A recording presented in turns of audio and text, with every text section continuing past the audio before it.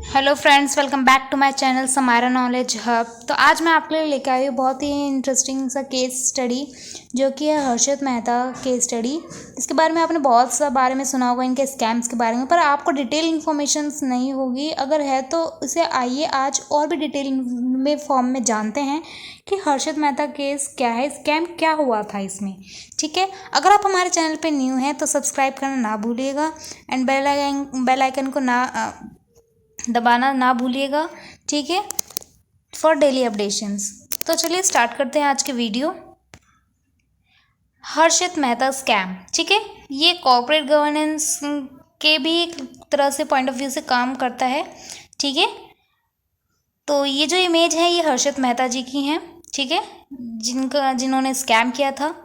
तो आगे आगे जानते हैं कि क्या स्कैम था।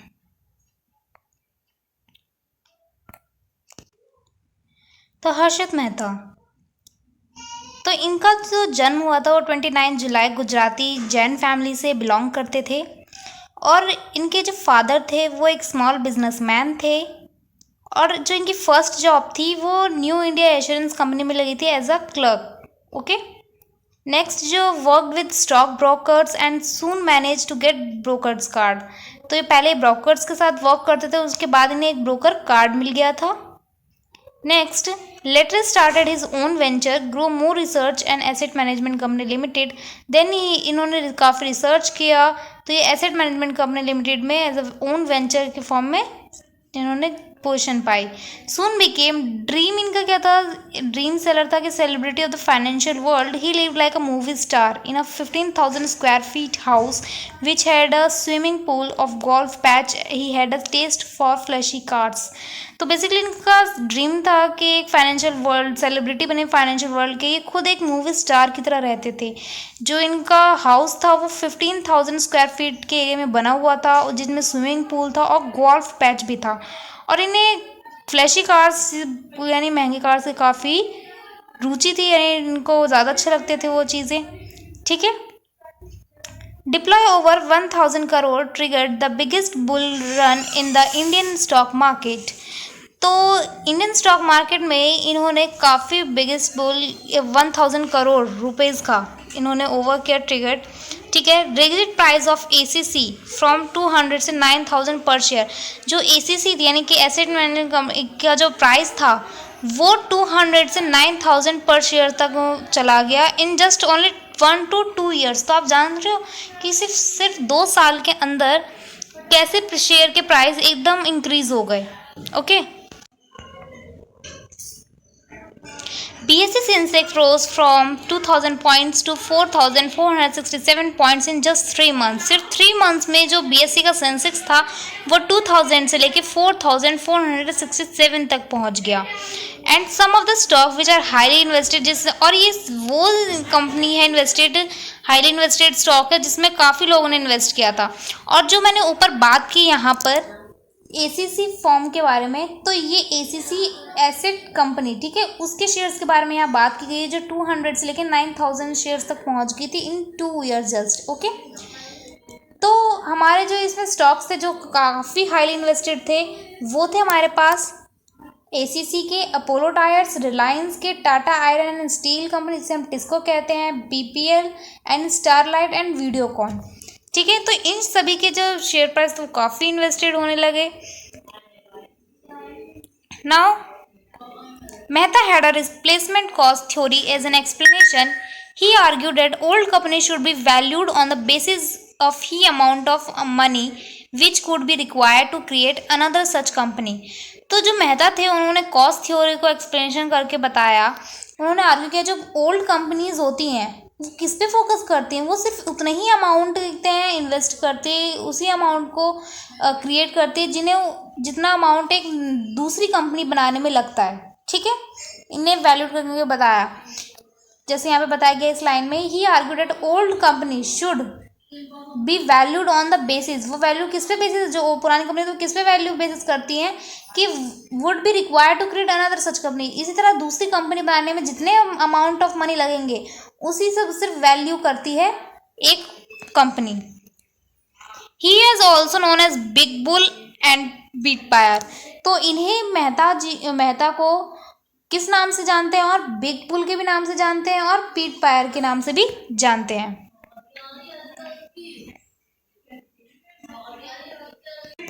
तो एंड क्या हुआ इनका देखते हैं। Came to Mumbai with just ₹40 and later had close to 8 billion at his net worth। तो ये जब मुंबई आए तो इनके पास 40 यानी कि $1 एंड लेटर उसके बाद इनके पास कितनी नेटवर्थ पहुंच गई, 8 बिलियन की। तो आप सोच रहे हो कि जब ये मुंबई आए तो इनके पास सिर्फ $1 था, then he close this net ऑन $8 बिलियन। ठीक है। नेक्स्ट है सेंसेक्स फेल फ्रॉम 4500 टू 2500। जो सेंसेक्स था वो 4500 से 2500 तक गिर गया, डाउन चला गया। Loss of 1 lakh crore in market capitalization. तो लॉस कितने का हुआ हमारे को, मार्केट कैपिटलाइजेशन में 1 लाख करोड़ रुपए का नुकसान हुआ। ठीक है। उसके बाद he emphasized around 3 billions. Okay, charged with 72 criminal offenses. Next, more than 600 civil action suits, misappropriate more than 27 lakh shares of about 90 companies। तो आप जान रहे हो क्या क्या क्राइम्स और 72 क्रिमिनल ऑफेंसेस थे उनके ऊपर, 600 ज़्यादा सिविल एक्शन सूट्स थे, मोर देन 600 बोला है। ठीक है। अब miss appropriate more than 27 lakh shares जो है अबाउट 90 कंपनीज के, वो तो ये सारे investor went bankrupt and committed suicide. और जो इन्वेस्टर्स थे वो बैंकरप्ट हो गए और साथ में उन्होंने तो कमिटेड सुसाइड करने तक की वर्कआउट हुए इन चीज़ों में। CM of Vijay bank committed suicide. और जो उस टाइम पे विजय बैंक के सीएम जो थे उन्होंने कमिटेड क्या किया, सुसाइड। तो आप जानते हो कितना बड़ा स्कैम हुआ जिससे लोगों के ऊपर क्या असर पड़ा इस चीज़ का। तो आगे और जानते हैं आखिर क्या हुआ इस स्कैम्स में।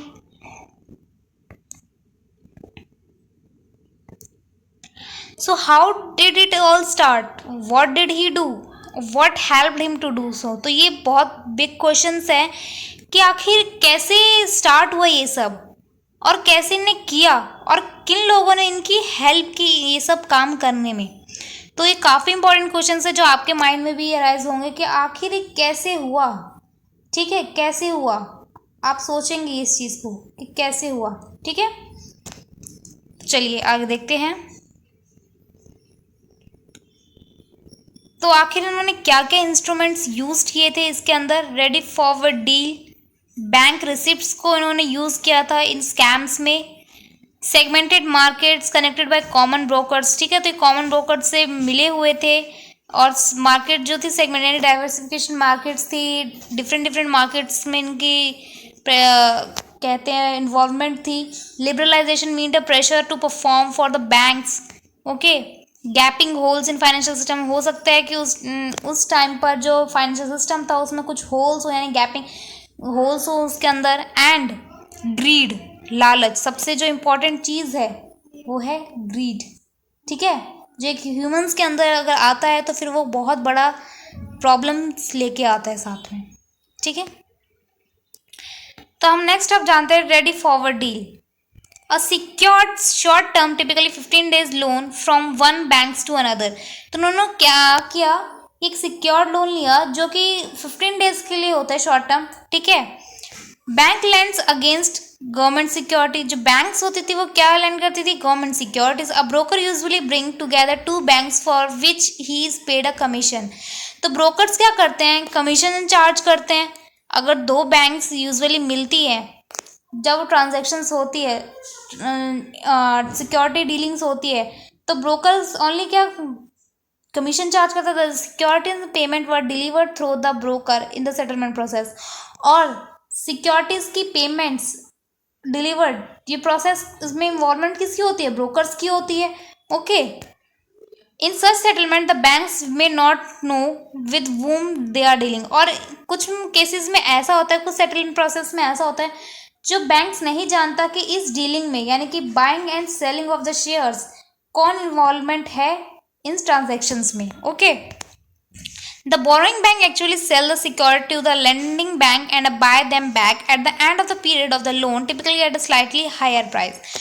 जो बोरोइंग बैंक्स होती है वो क्या कर देते थे, सेल कर देते security to the lending bank and buy them back, और फिर उसे वापस खरीद लेती है at the end of the, और कब खरीद लेती है, जब लोन का पीरियड जो है वो एंड होने वाला होता है, और जो कि जब आप उसे दोबारा बाय करते हो उस सिक्योरिटी को, तो वो काफ़ी हाई प्राइस में मिलती है जब आपने उसे सेल किया होगा स्टार्टिंग में उस लेंडिंग बैंक्स को। ठीक है, तो व्हाट वेंट रॉन्ग, आखिर हुआ क्या, गलत क्या हुआ इसमें। तो Harshad Mehta connected both the segmented market, stock market and the inter bank market. जो हर्षद मेहता थे वो दोनों बैंक से मिले हुए थे, कनेक्ट थे, स्टॉक मार्केट से भी और साथ में इंटर बैंक मार्केट जो है उनसे भी। Delivers and payment were made through him, और जो दोनों वर्क थे यानी deliveries of securities and the payments of the security, वो उन दोनों में मिले हुए थे Harshad Mehta. Seller handed the security to Harshad Mehta, who passed them to the buyer and also transferred buyer check to the seller. तो सेलर जो थे वो हैंडेड क्या करते थे सिक्योरिटीज किसको, हर्षद मेहता को, और हर्षद मेहता क्या पास करते थे बायर को securities and also transfer buyer cheque to the seller, और चेक जो था सेलर का वो भी जो बायर जो थे वो किसको ट्रांसफर करते थे, हर्षद मेहता यानी ब्रोकर्स को। To banks may not even know whom they traded, तो जो दोनों बैंक्स इसमें इन्वॉल्व होते तो वो नहीं जानते थे कि ये ट्रेडेड कौन कर रहा है। ठीक है, he got the banks to write in his name, got the money and went to Plus Bank if needed of security, promising to pay the money next day. He offered 25% return to banks. Okay, तो देखिए क्या show हो रहा है कि banks को क्या करते थे, या ये क्या करते थे, राइट इन हिज नेम, वो he got the banks to write in his name, got the money and went to plus bank. तो ये क्या करते थे, जो बैंक्स होते थे वहाँ पर अपना जो नेम था वो मेंशन होता था उनका, ठीक है, और जो मनी था वो प्लस हो जाता था किसके अकाउंट में, जो यहाँ पे नेम मेंशन होगा। ठीक है, और ये क्या प्रॉमिस करते थे बैंक्स को कि ये 25% रिटर्न जो होगा वो किसको देंगे, बैंक्स को देंगे। तो इसमें बैंक्स की भी इन्वॉल्वमेंट हुई, राइट। तो bank receipts it serve 3 functions.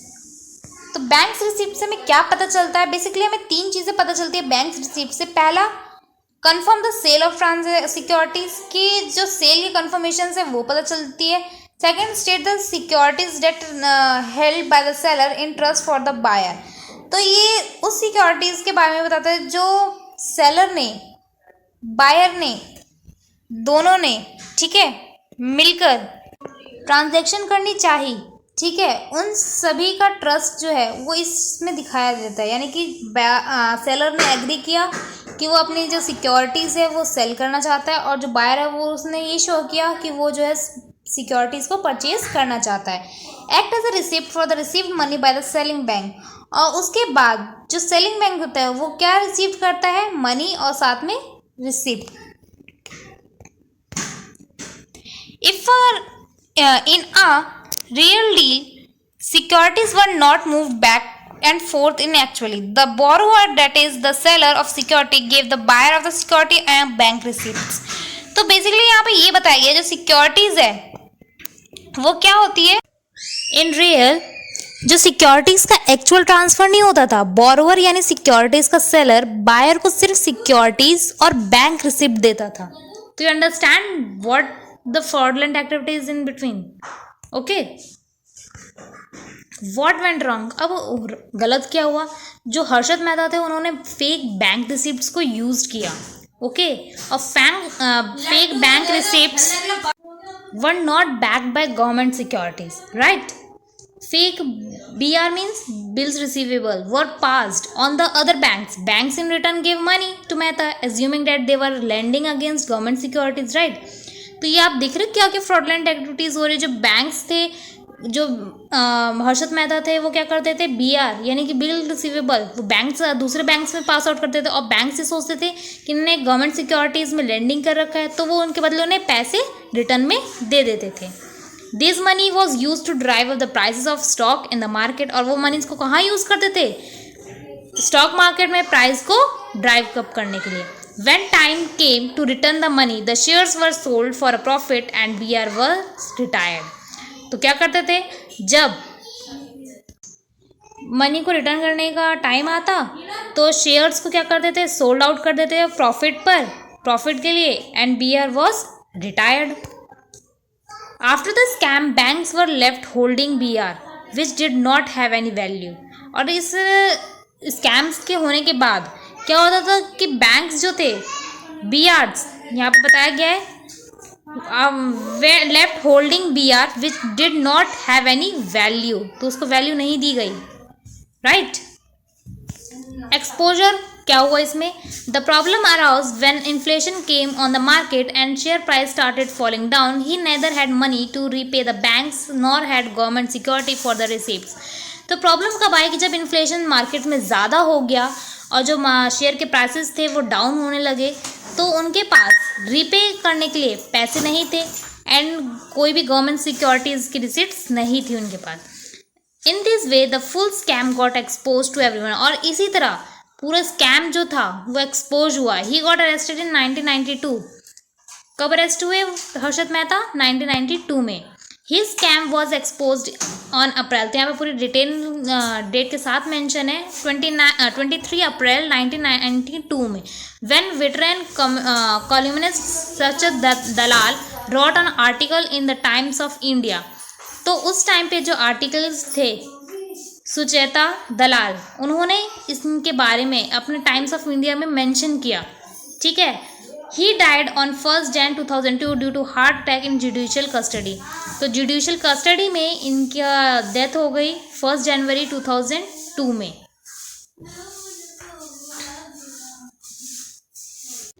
So was governance as fault, ठीक है।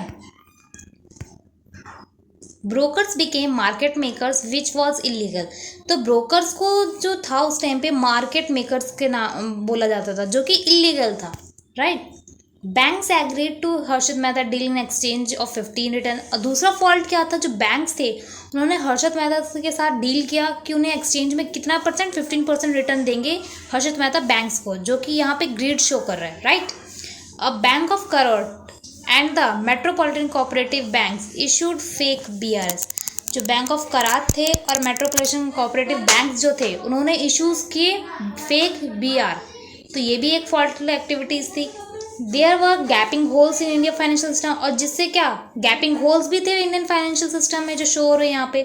और लास्ट में ग्रीड, जो कि इन सभी ट्रांजेक्शन्स में, जो इन सभी के अंदर दिख रहा है, ठीक है। किस तरह जो बैंक्स ने फेक इश्यू BR इसे प्रोवाइड किया हर्षद मेहता को, और साथ में जो रिटर्न था 15% रिटर्न बैंक्स को प्रोवाइड कर रहा था हर्षद मेहता, तो वो किस तरह शो कर रहे हैं कि क्या क्या प्रॉब्लम्स और हमारे फाइनेंशियल सिस्टम में जो गैपिंग होल्स थे, और जो शो करते सारी हमारी जो ग्रीड्स थी इनके बीच में वो, ठीक है। इंटेंसेस ऑफ इनसाइडर ट्रेडिंग जो यहाँ शो हो रही है, ठीक है। Action taken by the government. अब एक्शन क्या लिया, डिस्कवर द गिल्टी, उन्होंने अपने गिल्टी को देखा। This task assigned to CBI and the Joint Preliminary Committee. A special court was set up. Transaction became void कर दिए गए transactions को। All transactions were voided that had been rooted at any stage after March 31, ठीक है। Reform the system, दोबारा से system को reform किया गया। Ready forward deals were banned, okay. Stricter norms for corporate governance. तो सेबी ने भी काफ़ी अपना जो है अमेंडमेंट्स चेंज किए, डिस्क्लोजर्स में काफ़ी चेंज किए। तो मैं आपके लिए रीड आउट कर देती हूँ इसे। The annual level of investor service standard disclosure and surveillance levels and rampant use of insider and circular trading forced the Department of Economic Affairs to set up in 1991 review the current system and implemented the recommendation of GS Patel Committee on Stock Exchange Reform। तो आप देख रहे हो किस तरह सेबी ने actions लिए, ठीक है, कि काफ़ी रिकमेंडेशंस कमेटीज़ बिठाई, ठीक है, रिफॉर्म्स किए, डिस्क्लोजर्स किए, right. Next year, Securities and Exchange Board of India, which in 1988 was set up as administrative body under the Finance Ministry, was given statutory status on January 13, 1992, and National Stock Exchange became operational in 1994 with the screen-based trading took off in India. तो ये सभी actions जो है वो सेबी ने लिए. So thank you for the watching this video. I hope you learned this case and scam कि आपने काफ़ी सारी नॉलेज मिली होगी आपको इस वीडियो से. अगर आपको कोई भी क्वेरी है तो आप कमेंट बॉक्स में मेंशन कर सकते हैं. और आपने जाना होगा इस वीडियो में कि हर्षित मेहता कौन थे, उन्होंने किस तरह स्कैम किया, कौन कौन सी पार्टीज इनमें इन्वॉल्व थी. ठीक है, ऐसे ही और रिलेटेड इन्फॉर्मेशन के लिए आप हमारे चैनल को फॉलो कर सकते हैं, सब्सक्राइब कर लीजिएगा हमारे चैनल